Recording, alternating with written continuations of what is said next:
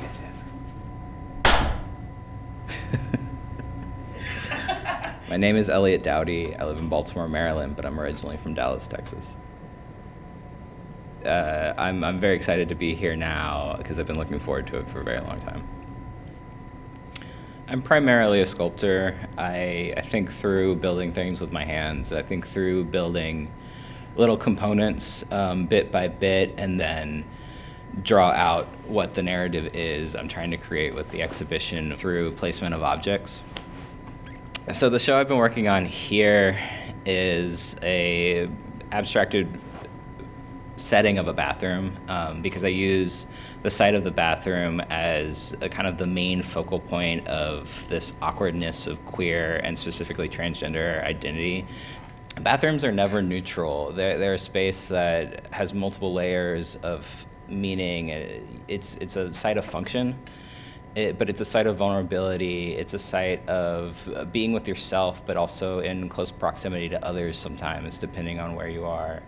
And that creates an intense kind of space that I really wanted to see if I could make art around.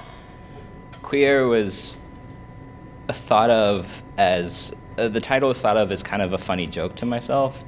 Because growing up, I tried to learn French in high school, but it sounded like queer. And that's what I do with my sculptures. There's a visual pun. The object isn't necessarily the object. It means more than that.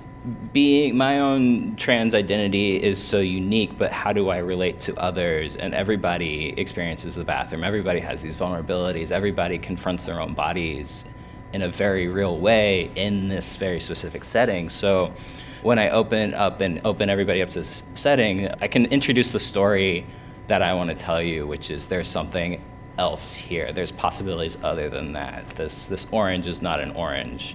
Why is this orange in the bathroom? The plumbing is on the outside of the walls when it should be on the inside. So what story am I trying to get across from you?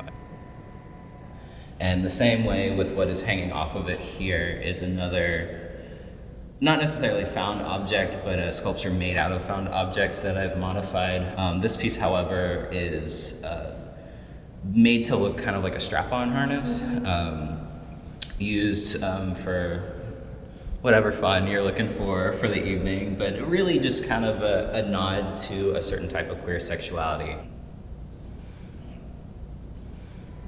So in my installations, I don't want to just use the bathroom as a site itself. I want the bathroom architecture to become the body.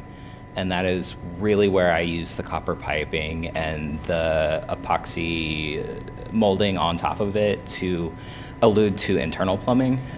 And then it really, where the body comes inside out and it becomes the space. This is where I can explore it and use my own identity to break down that it's a space for everyone's vulnerabilities and maybe actually a space of commonality that I can find in basically like mundaneness of being a body and having bodily needs, and everyone has bodily needs.